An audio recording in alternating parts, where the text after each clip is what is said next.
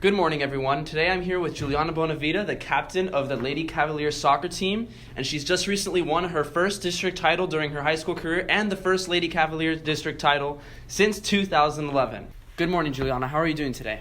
I'm doing great. How are you? Great, but you're probably doing greater because you just won your first district championship. How did that feel? Winning districts felt great, especially because I've been on varsity for 4 years, and every year we make it to districts, but we lose and we get runner-up. So it was a great way to close off my high school soccer career, finally winning districts.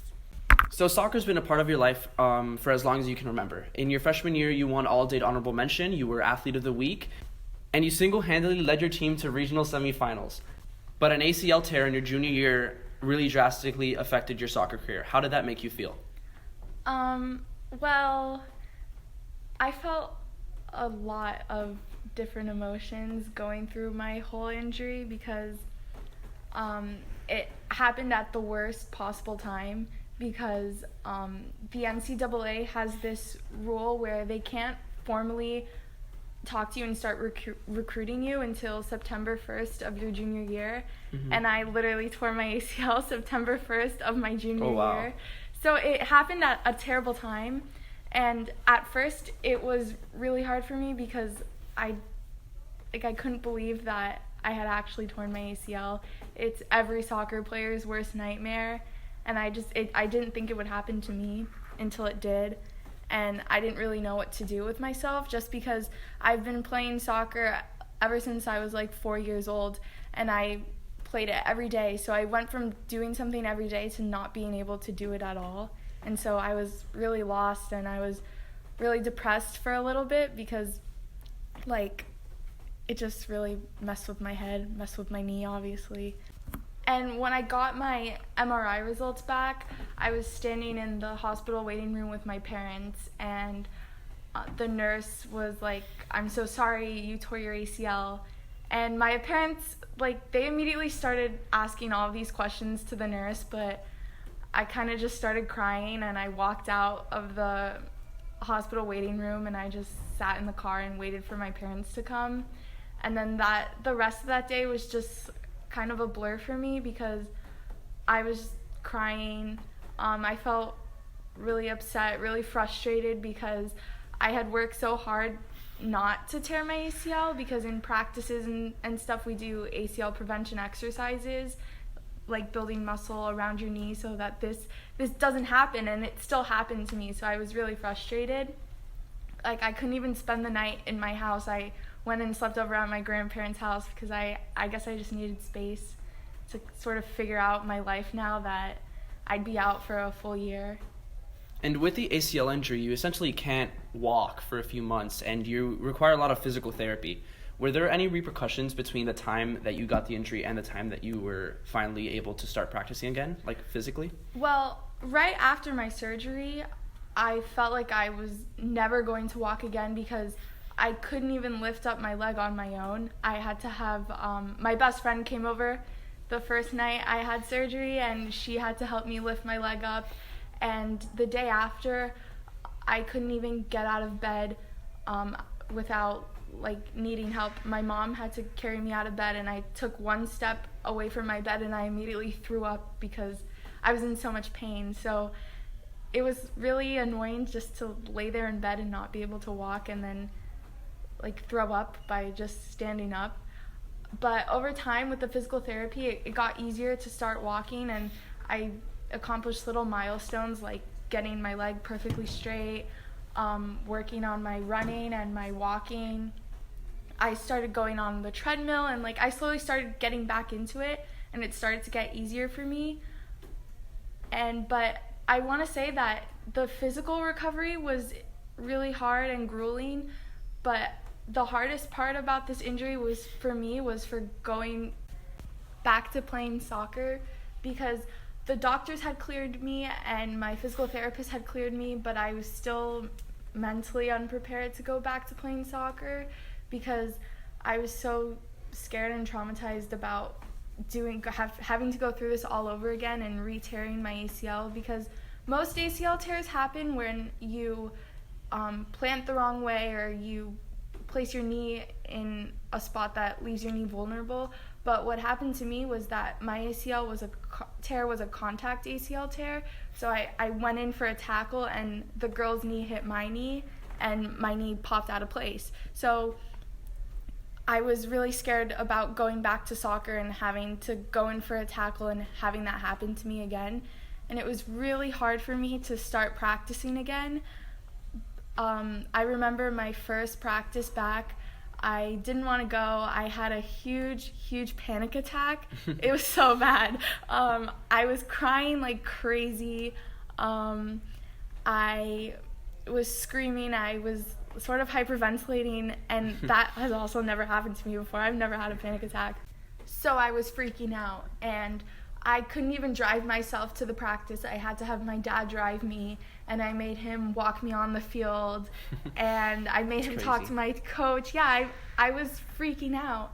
And I didn't even do contact for a while because I was cleared to do everything, but the doctors recommended that I went back slowly.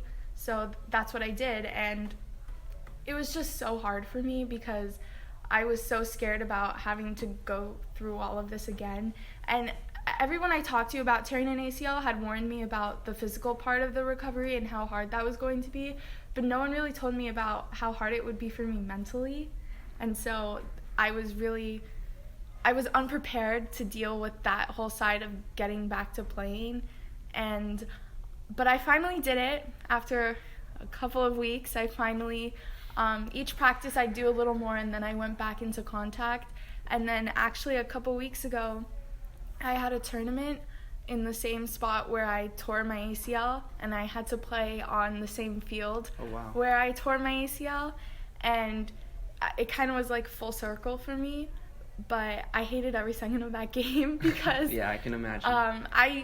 I got to the field, and I realized it was the field that it had happened on, and I was like, wait a second, like, I didn't know this was happening, I can't do this.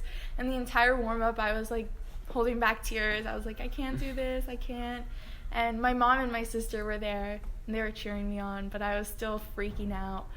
And I did it, and it was terrible, but I did it. So finishing that game sort of made me reflect on the past year that I've had and how hard it was for me recovering and then getting back to soccer. And I was really proud of myself because not a lot of girls after they tear their ACLs go back to playing soccer, especially when they're close to graduating high school, because there's not really a point to continue if you're not looking to play college soccer. But I just felt like I needed to finish what I started because I've been playing travel soccer ever since I could, and so I wanted to finish it off on a strong note.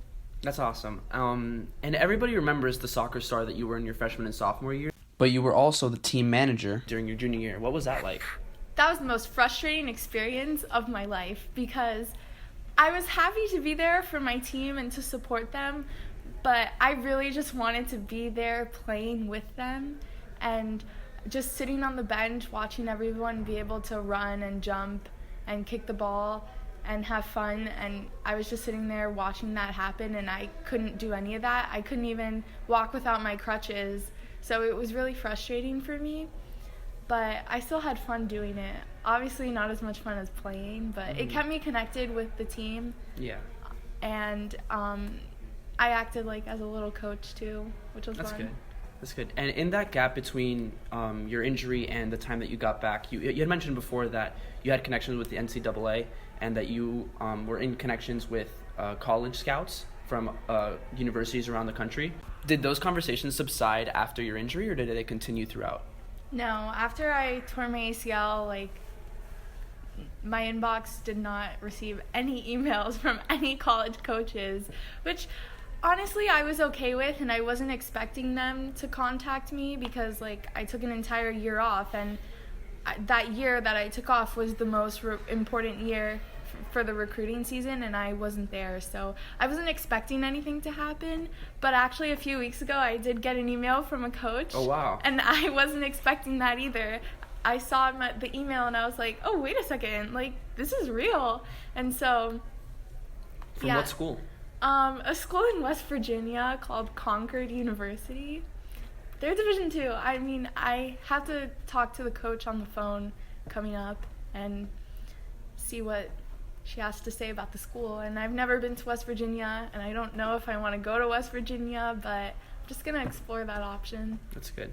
And what did it mean for you to, after all of this time, after that injury, after going through this whole process of recovery, what did it mean for you to be captain, to be crowned captain at the beginning of your senior year? Well, being crowned captain felt amazing because ever since I started my freshman year, that was one of my goals. It was the goal at the top of my list, actually. I was like, when I become a senior, I'm going to be captain of this team. And like, I worked really hard to become captain. And actually, when I had to take a year off, at first I didn't know where I stood with my team, especially because I was like, well, I'm not going to be here for a year. I'm going to be missing out on all of these things, so I wasn't really sure if they were going to put me as captain, but they did, thank God. And it felt really great, especially because the other captain is one of my best friends, Natalie Puntanet. Yeah. And we work really well together, and we have a really nice dynamic. So there's no one else that I would want to be captain with. And having her by my side makes this whole captain role that much more fun and special for me. So this year, you and Natalie led the team to a season with only 2 losses in a season consisting of about 20 games. How did it feel to have such a winning culture with the team this year? So at the beginning of the season, our coach sat us down, the entire team down, and we made a list of goals to accomplish for this season, and one of them was to win district finals. So actually accomplishing that felt great because it was the goal at the top of our list, and we haven't won districts in like 10 years. So it was finally great to sort of end that drought and bring a district championship back. And we also were undefeated in our district, which was also really impressive because that usually doesn't happen. So I feel really proud of my team for having such a successful season. And I'm proud of Natalie, my co-captain, for doing a great job leading the team. And I'm proud of myself, too, for coming back and playing my senior year and finishing off my high school career on a high note and not quitting, because there were a lot of times last year when I just felt like giving up and just not going back to soccer and just focusing on school or my social life, I guess. But I'm really proud of myself for pushing myself and making that decision to stay on the team and just continuing with soccer in general. And you mentioned that winning the district championship was at the top of your priority list for this year, but that goal is out of the way now. What does the future of Lady Cavalier soccer look like in the immediate future? Now we have regionals coming up, and we will be facing some tough competition.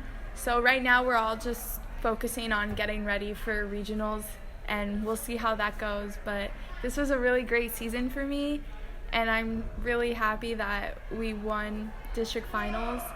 And a personal goal for me is to make all-day. My freshman year, I made honorable mention, but as a senior, I want to make all-day. I think it's like the first team or something, and then I'll get my picture in the Miami Herald.